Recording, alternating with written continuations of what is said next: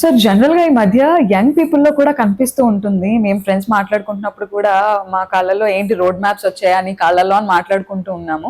So అది నా varicose veins అంటే ఈస్ ఇట్ సీరియస్?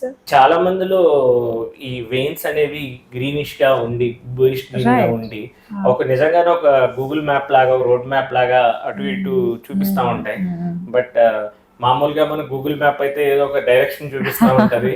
కానీ ఇది మీకు జబ్బుకి సంకేతం చూపిస్తున్నట్టు మనం అనుకోవాలి. దీన్ని ఓకే. డెఫినెట్ గా వారికోస్ వెయిన్స్ అని అంటాము. హ్మ్. కాకపోతే ఎంత సీరియస్‌గా ఉంది ఏంటనేది మన వాస్కులర్ సెంటర్ చిరంజీవి హాస్పిటల్‌కి వచ్చినట్టయితే ఆ! మనం డాప్లర్ స్కాన్‌లో చూసి మీ రోడ్ మ్యాప్ యొక్క డైరెక్షన్ కరెక్ట్ చేసి పంపిస్తాం. సో వారికోస్ వెయిన్స్‌కి ఏజ్‌ని బట్టి వచ్చే ఛాన్సెస్ ఏమన్నా ఉన్నాయా? అవునమ్మా. వారికోస్ వెయిన్స్ మనకి ఏజ్ పెరిగే కొద్దీ వచ్చే ఛాన్సెస్ ఎక్కువగా ఉంటాయి. హ్మ్. ఎవరిలో అయితే మనకి అబోవ్ 40-60 ఇయర్స్‌లో చాలా కామన్‌గా చూస్తుంటాం ఈ హ్మ్. వారికోస్ హ్మ్. వెయిన్స్ హ్మ్. సమస్య.